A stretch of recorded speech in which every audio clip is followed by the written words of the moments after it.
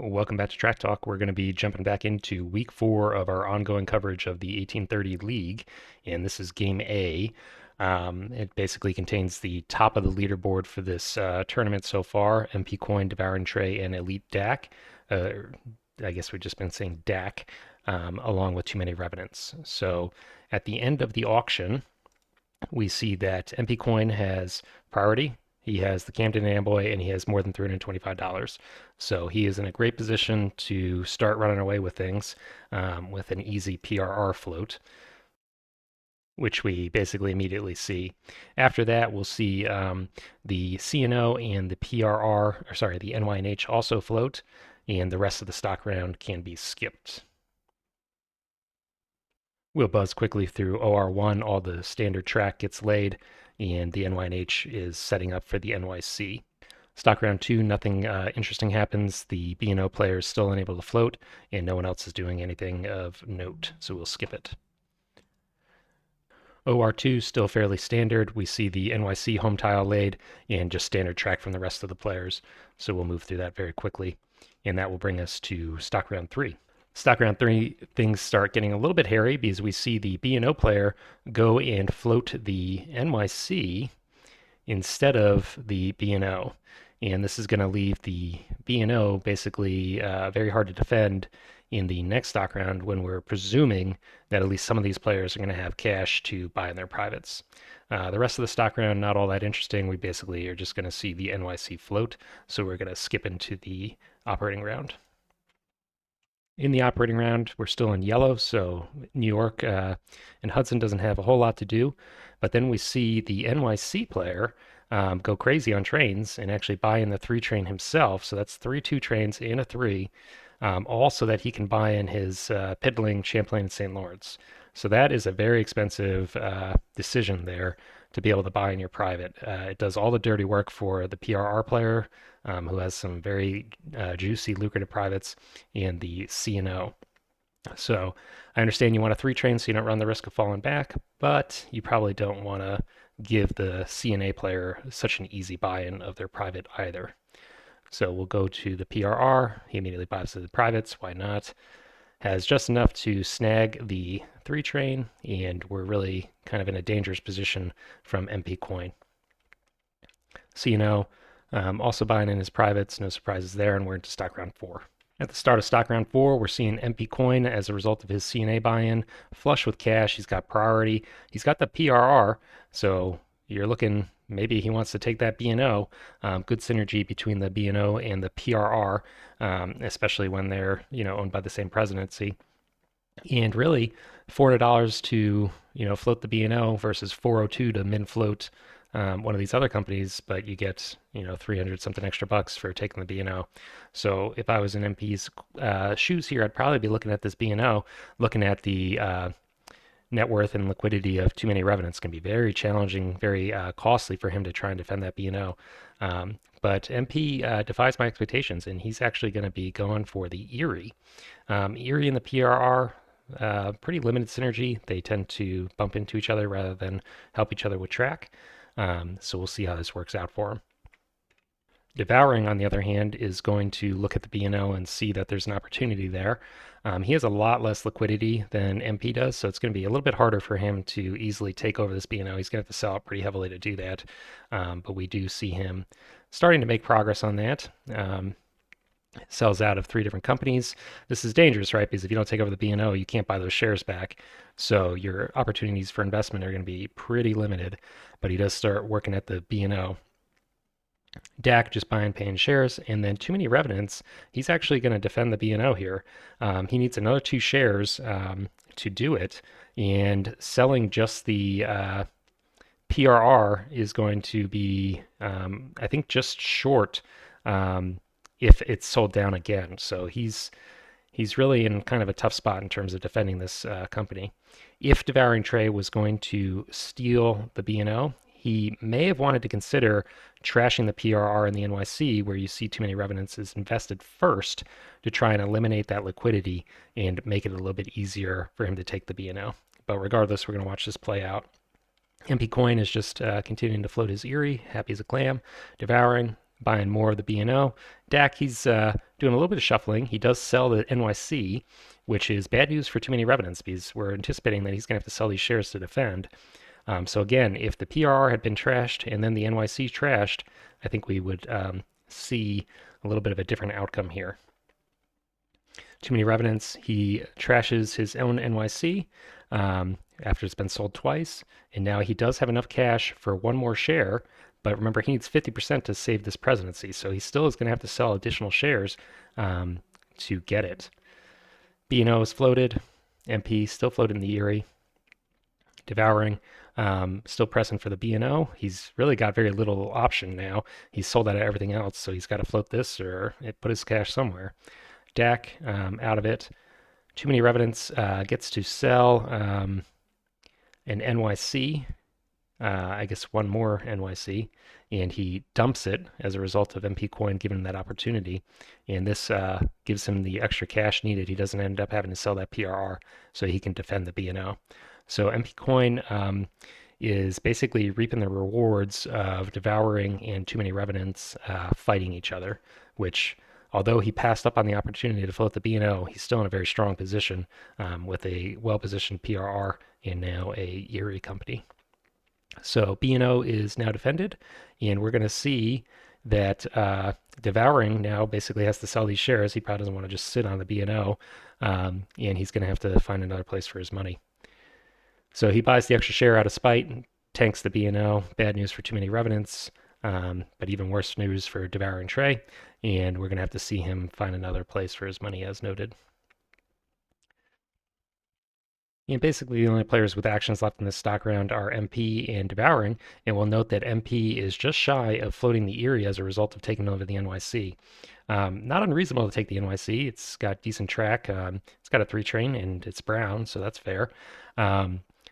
But you also don't want to sit with $450 just locked up in unfloated companies, so that is a little bit painful for him. Devouring's up, and he says, well, if I can't take the B&O, I'm going to take the B&M. So we'll see that float now. And we'll zoom through the rest of the stock round, but basically MP is going to just buy a paying share and leave the Erie unfloated, and then the B&M floats, and that will bring us into the operating round. So kind of an interesting stock round. Did not expect the B&O to be able to defend like that. I think at the end of the day, the B&O player ends up coming out okay. They push trains unnecessarily with the NYC, but then were able to rid themselves of that liability. They end up with a B&O with decent track potential in the future. And MP Coin, he ends up with a lot of cash locked up in the Erie, which is not great, but he does end up with a second company, potentially good runs later in the game. So I think the one that loses out biggest from this is probably Devouring Trey, but kind of an odd exchange there. We'll stop talking about the stock round and jump into the operating round. B&O rushes over to Philly and drops the token, which I don't fully understand. There's really no competition for that token, and you don't know that it's going to upgrade into New York. So probably would like to see him just hang on to that token for now. He's going to buy his trains, and we're onto the PRR. PRR, not a whole lot going on. We're going to zoom through the rest of this. C&O is heading over to Lancaster. NY&H is upgrading the home of the NYC and does token it. We see the 4s come out. B&M just upgrading his home, pretty standard behavior. NYC, he is upgrading New York for a little bit more money and maybe looking towards the Reading and Allentown in the future, but going to take a little bit of time to get there. MP Coin, he is getting Reading and Allentown, blocking New York. C&O, he's snagging that Lancaster token, pretty bad news for the B&O player. NY&H is heading over to Rochester, just laying track. Not getting the double run into New York, but doesn't have 2 trains anyways. B&O just upgrading his home. B&M is going to try and get a run into New York, but we're going to see here that actually NYC player is going to block him from getting into New York until at least Brown, potentially for the rest of the game. So probably the right move from the NYC player. We are into the next stock round. We'll move through this pretty quickly. Not a whole lot happens. The CPR gets floated. This is not a suitcaseable company. And the only other interesting thing is that the MP player is going to be able to float his Erie, which he was unable to last time, and then just snags a little bit of a share lead by buying these cheap NYC shares. So we'll move through this pretty quickly. We see that actually MP doesn't even have to float his own companies. He gets a little bit of gift from his buddy, Too Many Revenants. So he doesn't even have to worry about wasting a stock action doing that, and he can just buy paying shares. We'll see the CPR continue to float, and we're going to buzz through this into the next operating round. We see that CPR is first to operate, and as noted, is not able to suitcase, so is going to start working on his way, getting into Albany just for a late game run. Probably needs to look towards that Western $80 tile so that he has a little bit of a outlet for his permanent trains in the future, but not going to be working on that just yet. He's buying a 4 train from the depot, and Erie is now up, setting up for a suitcase. Rest of the operating round is pretty standard track development. We will basically be seeing a stall here on the 4 train. I'm going to move through pretty quickly, and basically we're just going to be watching that Erie to see if that suitcase is successful or not. Too Many Revenants is benefiting from this hesitancy to push trains because he has 2 trains with good routes and is going to have pretty good revenue compared to the other players as a result. In the last operating round, Erie MP Coin was shuffling some trains around, trying to set up his suitcase with the Erie, but I think he made a little bit of a blunder potentially because instead of buying the train out of the Erie into the NYC, he actually bought the PRR's train. So the Erie without a run has a train, and the PRR with a run has no train. I think that was probably unintentional. Still just suitcasing the Erie, but you'll see the other players are not going to stand for this. They're making a beeline. So as soon as Brown upgrades, this Erie suitcase can be broken. MP Coin, I'm sure, recognizes that and should be planning accordingly. Pittsburgh is now tokened out. Bad news for the Erie and the PRR. And CNO is preparing for the late game with some withholds. PRR, as noted, trainless, and he's going to shuffle a train out of the Erie. I think probably intended to do that last operating round. And we are into the stock round after a little bit of a stall. Stock round 6, playing shares are bought. We're going to skip that. Now in operating round 6, we will see the stall finally broken, and actually Devouring, as a result of operating order, is going to buy the the last 4 in the CNO so that he can buy the first 5 in his B&M. This does leave him a little bit of train liability in his CNO, but he's probably relying on this 4 train sticking around for a while to give him an out. So 5 trains are now available, and what do you know? PRR player MP Coin is perfectly positioned to take advantage of that with both of his companies. So he's been playing quite well this game. Not only that, he gets the PRR upgrade and kills the B&O run. So things are continuing to look up for him. Snags his first 5, and now his second 5.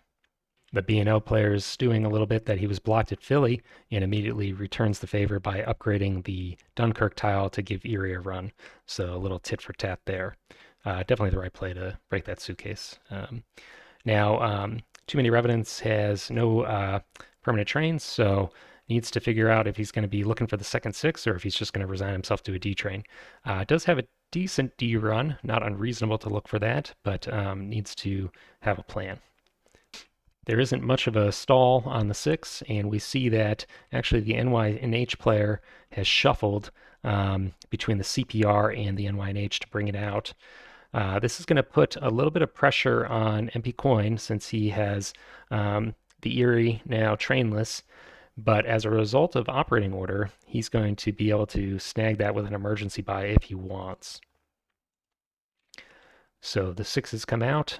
All those 3 trains are no longer in operation, and we'll see CNO's withholding, MP Coin just paying out, and then does he decide to buy the 6 here?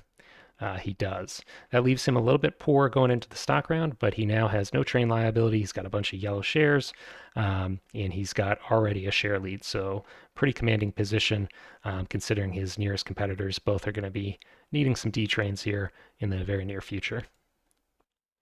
into the last operation, and we are in stock round 7. I think the only potential liability for MP Coin here is that he's got a little bit less cash. So if the other players establish a share lead here, and then there's a stall on bringing out the D, they may be able to afford their Ds without having to sell shares, and then MP is going to be forever behind in shares and potentially lose the game that way. I think it's unlikely, and particularly I don't know how good these D train runs are going to be. The map has been pretty efficiently tokened, so I think MP is probably in a pretty strong position still. SR7 is fairly unremarkable. We basically just see the players sell out of the B&O CPR and CNO, the companies they expect to be withholding or potentially dumpable with the D purchase. So we will skip that and move into operating round 7. And the name of the game in operating round 7 is basically withholding for the D. D doesn't come out in 7.1, but in 7.2, I believe we see it. Could be misremembering. So NYNH has 500, almost $600, and withholds for the upgrade, and we see the D train come out. So MP Coin is happy. There wasn't much of a stall, and we do start seeing these D trains fly off the shelves. Good news here is that the players with the D trains need these runs to stay open, but they've all committed their tokens. And then little old MP Coin has a bunch of tokens sitting in all of his companies, so he's going to be able to cut their runs and make sure that the D trains don't run much more than his 5s and 6s.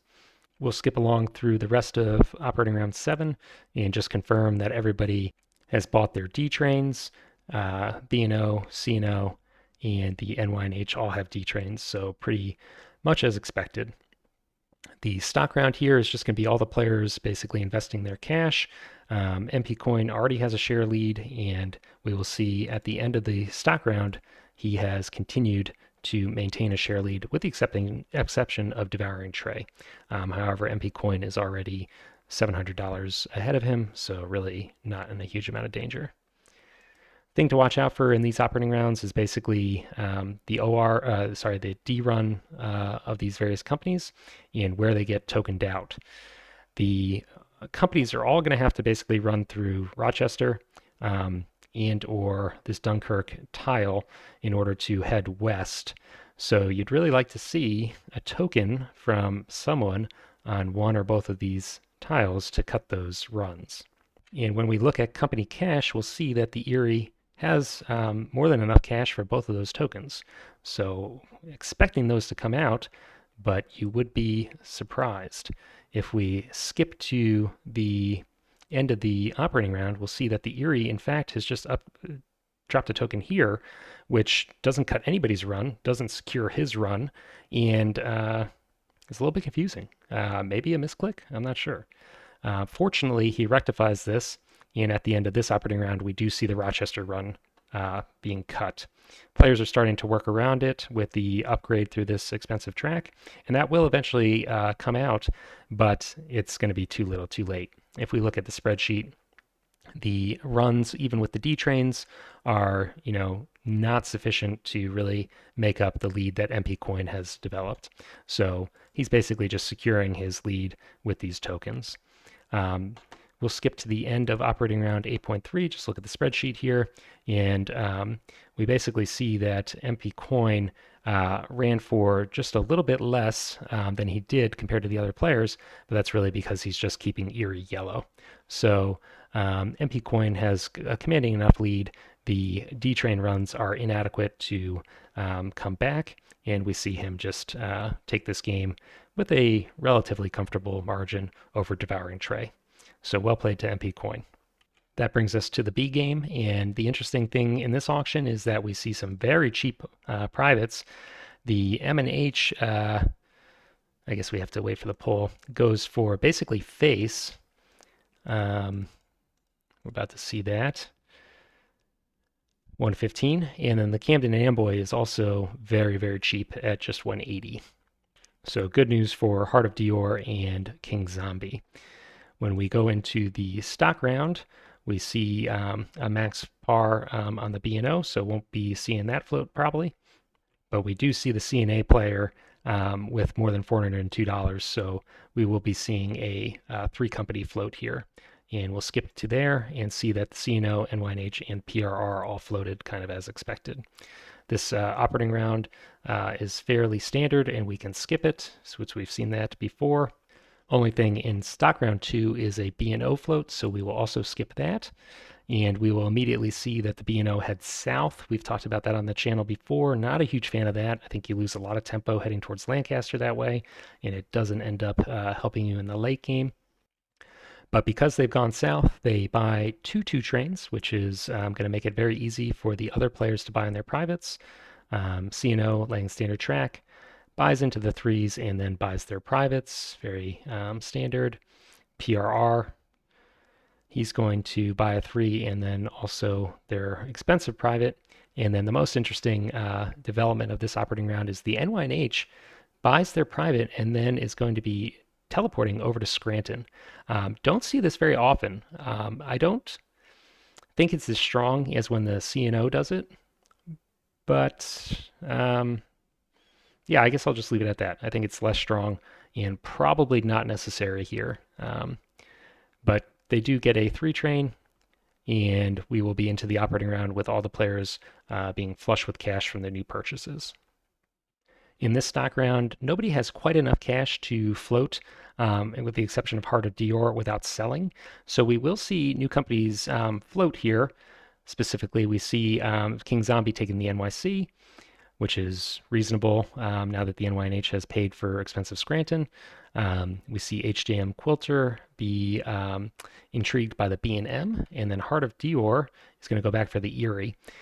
So all 3 of the new companies are going to float, but the older companies are all going to be left at pretty low percentage presidencies, so could see some shuffling of presidencies in the future if these players are not able to cover themselves. All these companies float, nothing else is going on, so we're going to skip the rest. Erie's going to set up for a suitcase again. We saw this last game. They are going to buy the 4, so the B&O player who operated first and was unable to get a 3 train is falling back here. Bad news for them. They upgrade their home and are going to buy another 4 train. So they headed south, bought 2 2s, weren't able to run either one of them, and are now really behind the 8 ball. B&M, he's going to rush over to New York, or at least try to, because he realizes she's competing with the NYC player for access into New York and potentially a token. So rushing over there, no problem with that. Another 4 train flies off the market, and this is where things get a little interesting. The NYC player is going to decline to lay track. I think that's because they don't want to buy this Poison 4, which is questionable because it would give them a 5 as well, just by the 4 and the 5. And also, you've got 2 trains in the CNO. You're only really running one of them efficiently. Why not at least shuffle a train into the NYC and then run both of your 3 trains? This is a pretty darn good 3 run. So I don't agree with the decision here to just kind of fall back. And we'll actually see it again, which is even, in my mind, a little bit more questionable. PRR, upgrading Philly. Gonna shuffle trains out of the Erie, so we will be looking for that suitcase, it looks like. NYNH teleported in the last stock round, or operating round, so is actually not forced to lay the Albany track for runs because they're able to run trains out of Scranton. So it's going to upgrade their home, and then in the future be heading over towards Reading and Allentown potentially. Erie suitcase still developing here. A bunch of cash in this company, and we'll be buying a train out of the PRR, losing a run on it, of course, but at least is consolidating their assets. B&O heading over to Philly, and we'll be getting their first run, I believe, of the game in this stock round. Pays it out. B&M is going to upgrade their home instead of linking up and securing the NYNH token, which is a little bit surprising. They only have 4 trains, so unless they token Providence, they couldn't run that. I understand it's tempting to get a little more revenue by upgrading Boston, but you do have to look towards securing your late game runs as well. NYC, as a company, is still making the interesting decision not to lay track or buy trains, and I would be very curious to hear the rationale here. It's hard for me to explain. CNO, running 2 3 trains. But again, this 3 train's only running for 40 bucks. If he's moved it over to this company, in the last operating round, he'd be running for 30, 40 right here, and then another 60. So his revenue would be strictly better.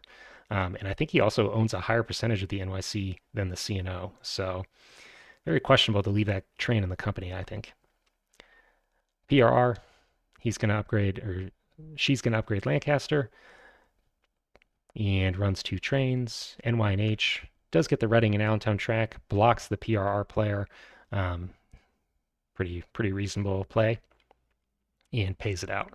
Not a whole lot to say in the stock round. The Erie gets sold down as a suitcase, and Heart of Dior buys some more paying shares. So we're going to skip that into operating round 4.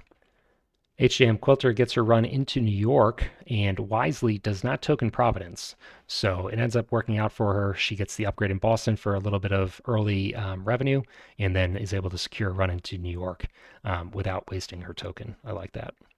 Next thing of note is that the CNO is going to be able to get into Lancaster as a result of some friendly track from the PRR. And now the 2 3 trains in the CNO are going to start paying off, but could have had a better run for that 3 train earlier in the NYC.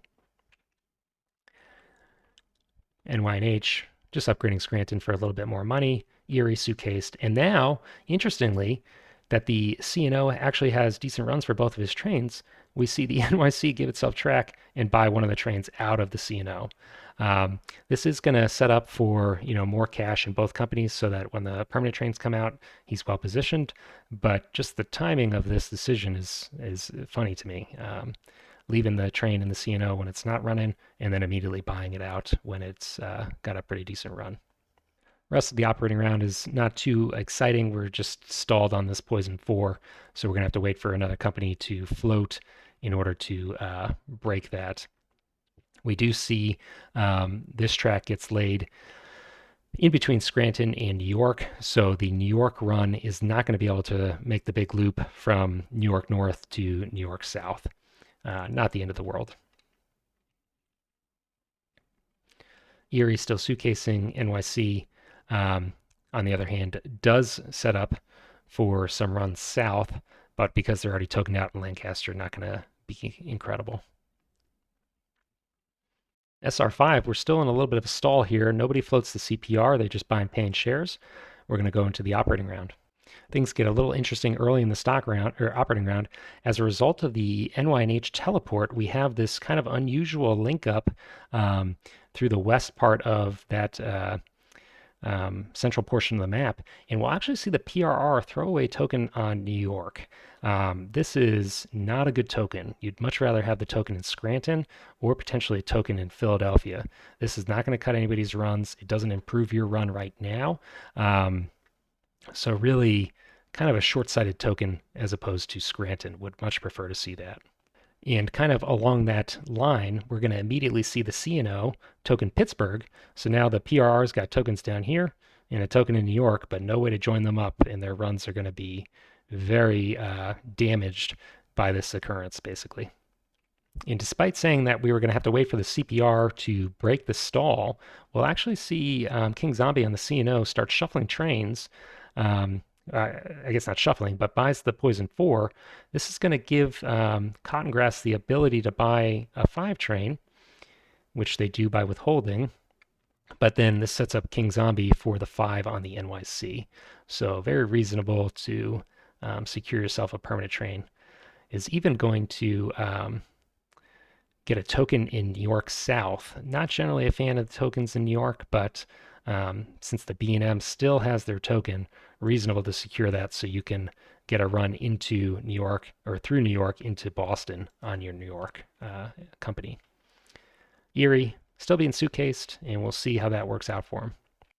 B&M here is going to play a little bit of hardball, drops a $120 token or track into Albany, also tokens Albany, so the NY&H run has now been cut. Similar situation to what we were talking about with the PRR being tokened out of Pittsburgh.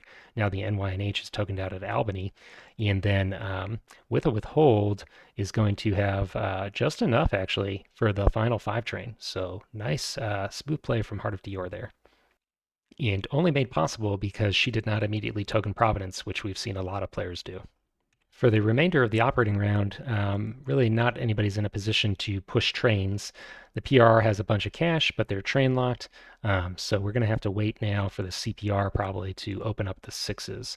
I realize I said that for the fives, but it probably really is true.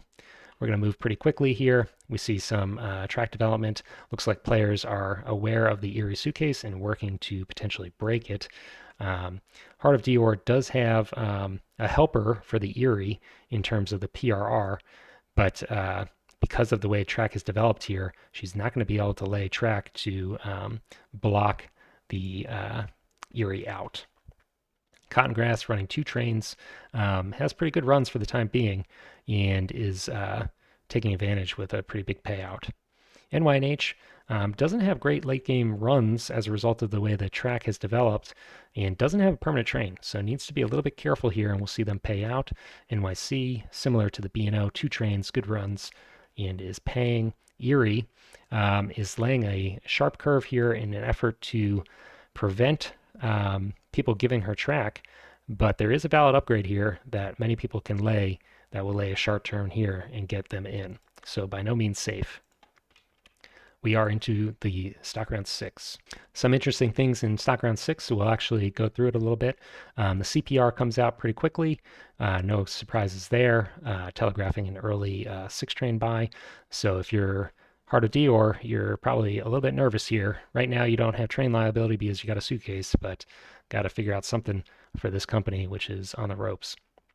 King Zombie is going to play this pretty smart, actually. He is butting up against his cert limit, but realizes that the NYC is sitting just above yellow. So once he reaches his cert limit, we're going to see him finagle a way of exceeding his cert limit, which I'm a big fan of. HJM Quilter, just buying some paying shares for now. Heart of Dior is also joining in. Is selling a share and buying that lucrative B&O. We'll see the CPR continue to float. King Zombie is continuing to nudge up against that cert limit. HJM Quilter going back for the NYC. Heart of Dior rounding out the NYC. So both companies with the high revenues are being sold out. This 3 train is going to be going away to the dinosaurs very quickly, but the 4 train may stick around for 2 runs. We'll have to see. Congrass continuing to float. King Zombie is now share tight, and we'll keep a monitor on that situation. So this is what I like. King Zombie sells a single share and now is 5 shares below his cert limit, with plenty of cash to take advantage of that, which is really nice. So when you are playing, you got to look for those kind of opportunities to pull ahead of your opponents. HJM Quilter is pretty much out of cash, but is going to go for some cheap Erie shares. And Heart of Dior sees that yellow NYC share and snaps that up. CPR is now floated, so the other players need to decide whether or not they want priority or if they're going to keep buying shares. King Zombie buys shares without hesitation. Heart of Dior is investing in the suitcased Erie, presumably understanding she's going to be running this shortly. But something interesting happens here. Cotton Grass buys an extra share, and that allows Heart of Dior just to sell out. Which I think is the right move. I mean, you don't generally want to give brown shares to people, but this train is not going to run, and the Erie runs are not looking good. They're already tokened out at Pittsburgh. Maybe they can get a run into Scranton. We'll see. It's really going to depend on what the track development is. Very kind of risky to be assuming the presidency here. The rest of the stock round is not all that interesting. Cotton Grass feels obligated to sell out a share and buy up these brown shares, assuming that they're going to be running this company. So this is an interesting change in incentives, right? You had Heart of Dior running the Erie as a suitcase. Now you got Cotton Grass, who has accepted they're going to have to run this company, and instead of laying track to keep it a suitcase, is going to be trying to actually get track to run a route.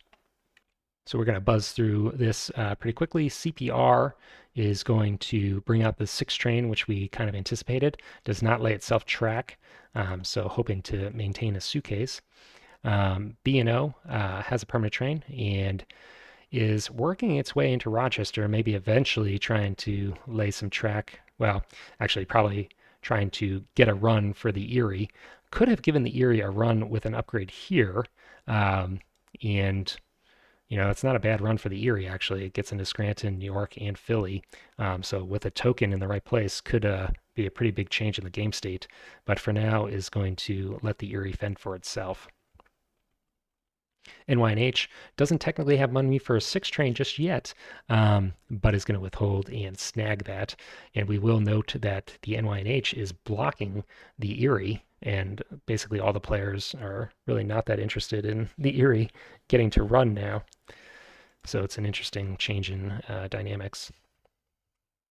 NYC rounding out the OR with a withhold to stay yellow, and Erie doesn't really do all that much. If we look here, we'll see that the D-Train upgrade is being contested by 2 players, I would say. Cottongrass is pretty much already there, and Heart of Dior there with a withhold is also very close. So it'll be kind of a tight race to see who gets that upgrade. And King Zombie is the one that's going to lose out there. CNO has decent runs, but does not have anywhere near enough cash for a D-Train. So we'll have to kind of monitor that situation. We'll move kind of quickly though. Looks like some upgrades are being laid for the Erie. A very valid upgrade will get the Erie into Rochester and Scranton, and we'll see how they want to work around that. CNO, he is actually going to lay a upgrade that does not give Erie a track, and I think that's because he sees that he has this 4 train, doesn't want the Erie to be forced to emergency buy a D. B&M,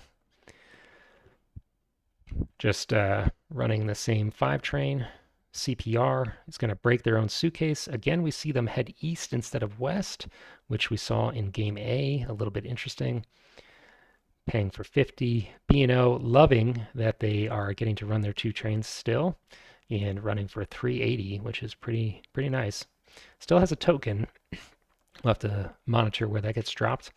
NYNH, 2 trains, excellent run, and pays it out. And the NYC withheld last time just to stay yellow, I want to say. Do they do it again in preparation for the D? They do. Also notable token in Scranton. Now Cottongrass has got to be kind of worried about this Erie liability. Their run is all of a sudden a whole lot worse. Erie still working on getting a track, or at least a run somewhere, and falls back.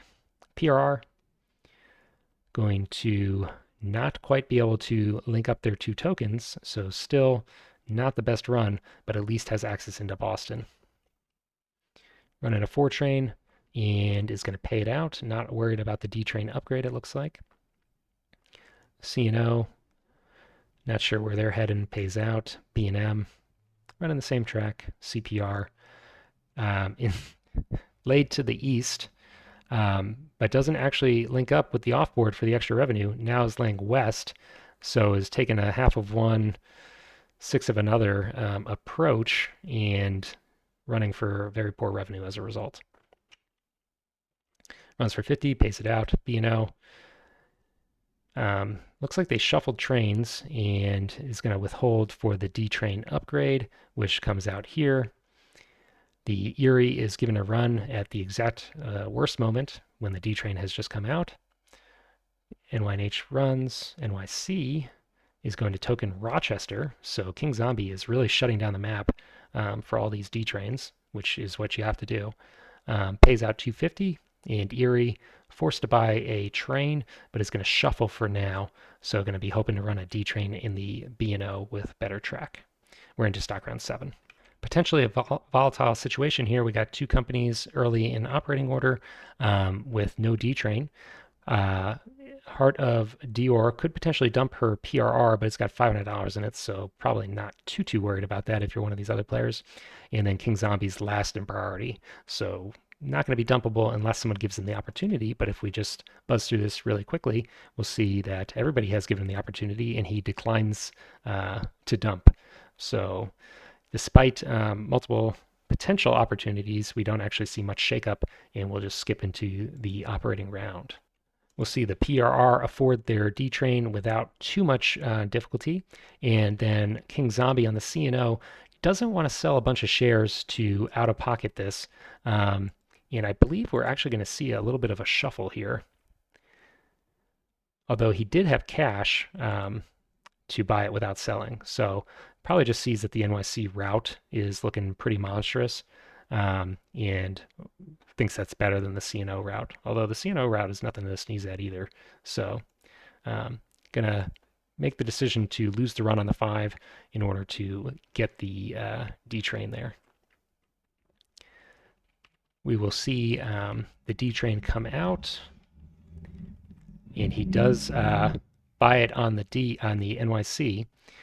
We see that players are trying to lay various bypasses, but New York and King Zombie have the map so locked down with these tokens, this kind of track is not going to amount for much. So let's go ahead and just look at the spreadsheet here, and we'll see that King Zombie took a big hit, but is still basically tied for the lead and has the same number of shares as his closest competitor, but has a shiny new D train that he's going to be running for the rest of the game. So we can skip this and just look at the payouts here, and we see that King Zombie is pulling way ahead of these two players and eking out a narrow lead over HDM Quilter. If we skip this and we just look at the spreadsheet again, we'll see that because of withhold on his NYC, presumably to stay yellow, he is still neck and neck with HJM Quilter, but this game is basically over. There's no shares really to be purchased. Nobody's in a position to dump. Nobody has train liability. The map is crazy looking, a lot of spaghetti track and bypasses laid, but it's going to be too little too late. And if we skip to the end, we see that indeed King Zombie wins this fairly comfortably. Final game of the week is Game C, and in Game C, we again see a very cheap PRR and priority, but he is $5 short, she is just $5 short of floating, even with the PRR share. So a slight difference between the setup of the last game and this one. The other thing to note here is that the B&O was parred very, very low, much lower than I'm used to seeing, which really makes the B&O private a lot less worthwhile. Already kind of a questionable private, but with a low par, even hurts more. I do think that Murphy should take the PRR here, even if she's not able to float it right now, because if the PRR floats for low, she may find herself in a situation where she's unable to float in stock round 2, even with the private revenue. So probably wise to take the PRR when you have the opportunity, but she is going to pass and take the CNO, which she's not going to be able to float if the PRR floats low. So kind of a risky start, but gets a little bit of help here because the PRR actually floats for 100, which is very unusual, courtesy of Nate. So now with a sale of this $100 share, she will have enough to float the CNO. The other problem here is that the CNO is potentially stealable. She can only buy up to 4 shares. One of these other players can buy over her and steal her company. But we will actually see River Fiend, who's the player in best position to do that, take the NYC. We've talked about floating the NYC before and how that's a little bit risky, but in this case, probably fine because the B&O player is following you, the only player not to have floated a company, and they are telegraphing that they're going to be floating the B&O. So you should feel probably pretty secure with the NYC float. B&O does float the company. JTT does float the B&O company, and we will see the rest of these companies floating. So we will end up with 3 companies in the first operating round. Nothing too exciting here other than the B&O heads south. And in stock round 2, we will see that PRR share basically going to be sold to float the CNO, and we will be into 4 companies in stock operating round 2. PR is going to head east and buys kind of an extra 2 train. Not entirely sure what the logic is there. B&O is going to head up towards Lancaster, but is behind in tempo because of the high par of the PRR and the decision to head down south. So if the 3 trains come out here in this operating round, is probably going to be blocked out in Lancaster. CNO first operation buys a 2. NYC gets their run into New York and is going to buy into the threes. So bad news for the C&O player, not going to get to buy in their privates, and bad news for the B&O because they're going to end up being blocked. Stock round 3, not all that interesting. River Fiend has a bunch of cash and decides to float the NYNH, which has great synergy with the NYC.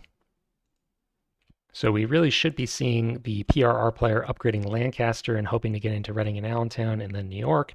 Instead, they head west, which is bad because it allows the B&O player into Lancaster. There's basically no upgrade for Lancaster that will allow the B&O in and access into Reading and Allentown. So you've basically really shot yourself in the foot here and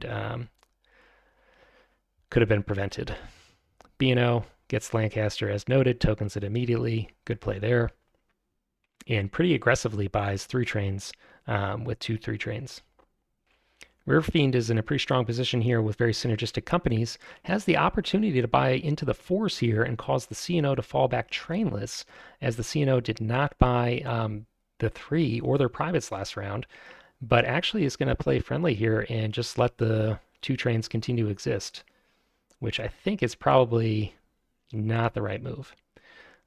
They do have 2 true trains as well, so has some benefit, but probably needs to rust the C&A players train and force them to buy the 4 before they get their private buy-in.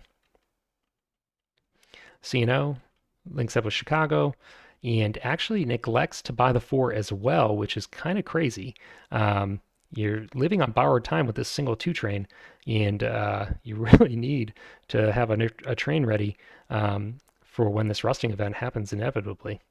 C&O player still hasn't bought in their privates, so the PRR cannot lay Philly and upgrades Pittsburgh in order to run their trains, which is reasonable. They have 3 trains because none of them are rusted, so has pretty good revenue actually here.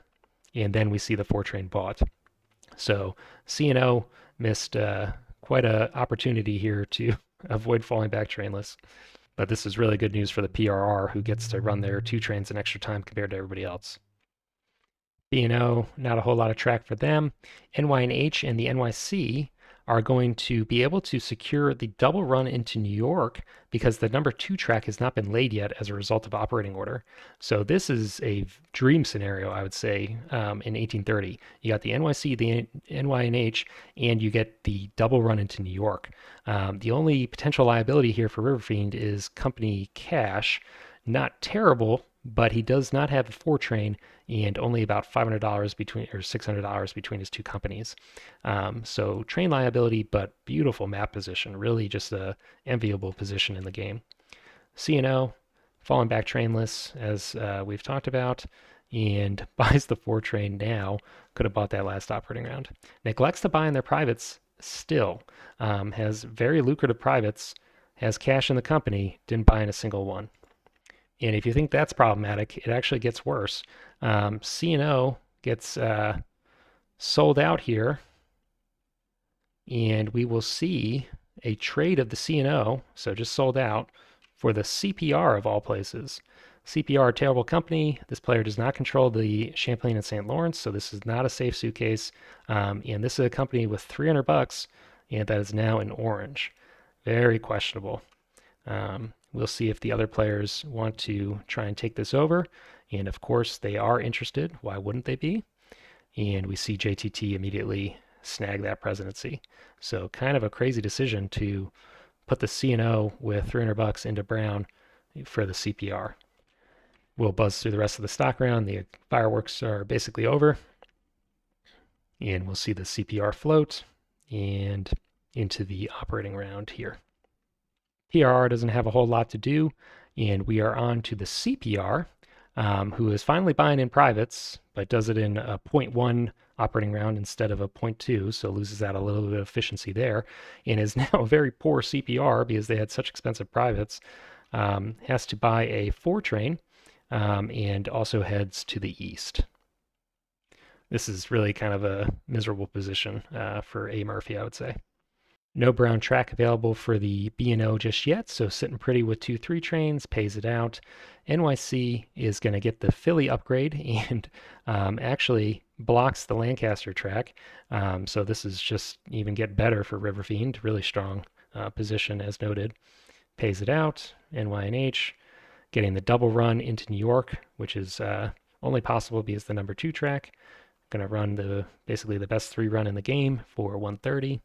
Pays it out. CNO, new presidency, 70% of the company is laying kind of not very useful track and withholds. Probably a little bit worried about train liability, but has a very nice, healthy company now.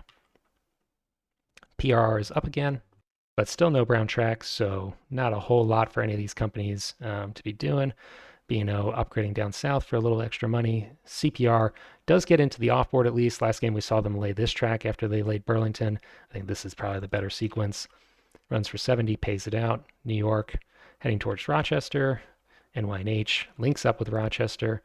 Still has not dropped any tokens with the NYNH, so has a lot of flexibility. CNO is brown and is able to pay out this time. In Stock Round 5, we're going to see 2 new companies float. A. Murphy, as a result of their private buy-ins, has a ton of cash and floats the Erie. And Nate is going to sell down a little bit and actually take the B&M. So with 2 new companies floating, with a facing a Poison 4, you got to expect some train rush here. And there is quite a few companies with very little cash and no permanent trains. Looking at the NYNH, the B&M, to a lesser extent the PRR and the CPR, but they both have 4 trains, so are going to have a little bit more life. So potential volatile situation here again, and we will see those 2 companies float. If you are River Fiend, I think you got to be looking at the operating order here and seeing that you have 2 companies, the NYC and the NYNH, with near permanent train money, operating pretty high in operating order actually.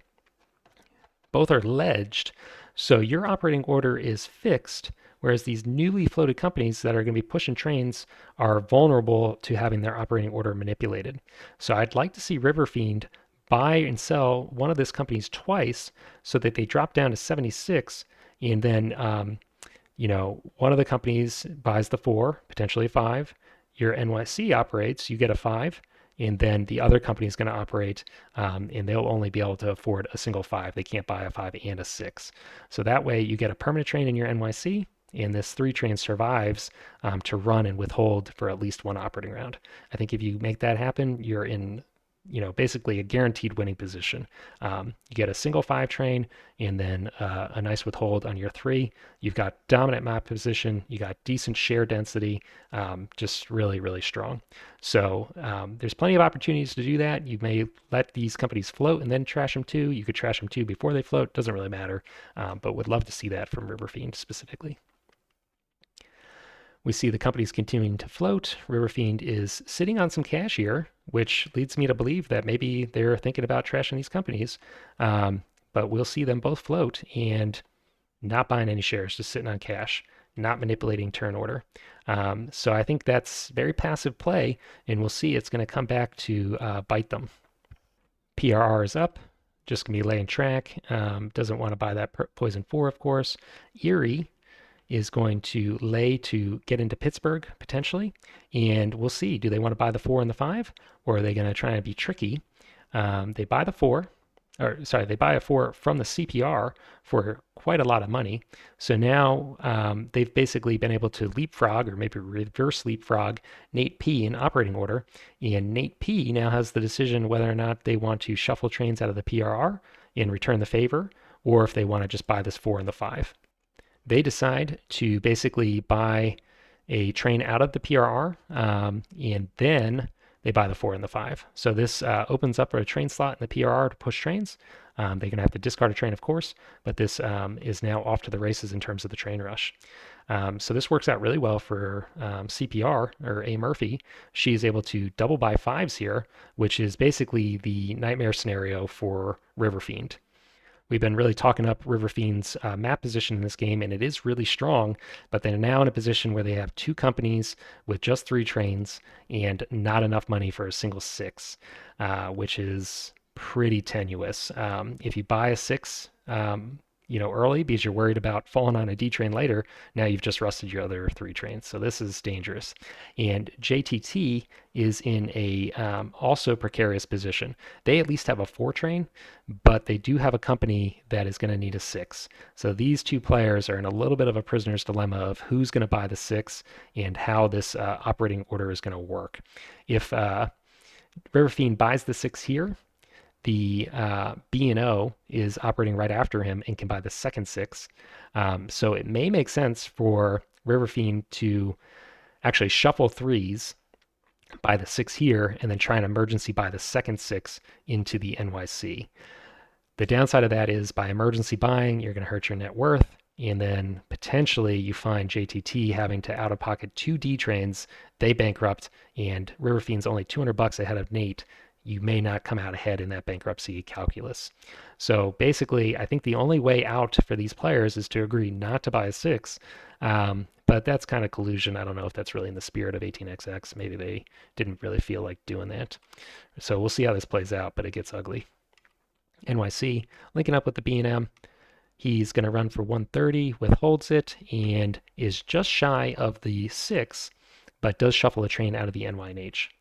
B&O upgrades Baltimore and is withholding as well. NYNH upgrades New York and is going to buy that first 6 train. So both of these companies withheld. The relative operating order should not change, and maybe it'll work out for River Fiend that he gets the second 6 train.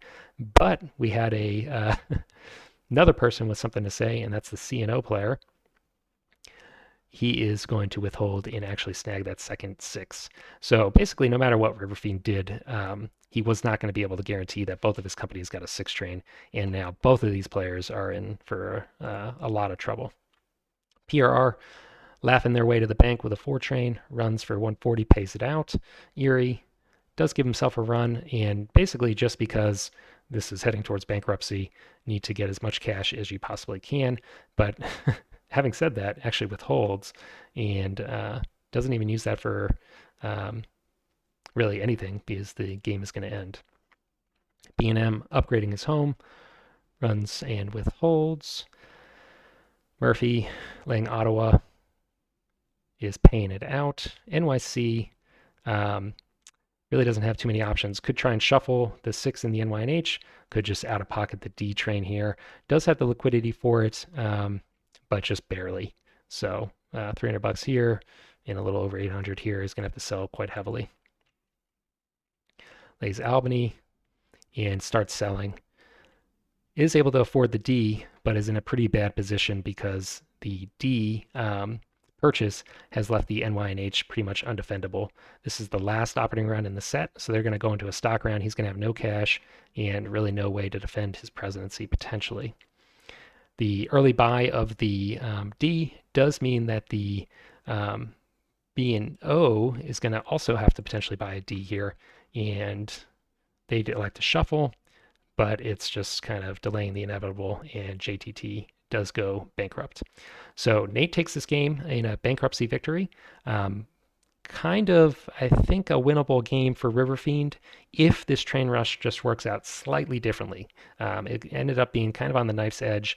I think that if nobody bankrupts here, River Fiend probably runs away with this game just because of how commanding this map has been for them, but wasn't able to make it quite work out. I think in the last stock round, they had an opportunity that was missed for that.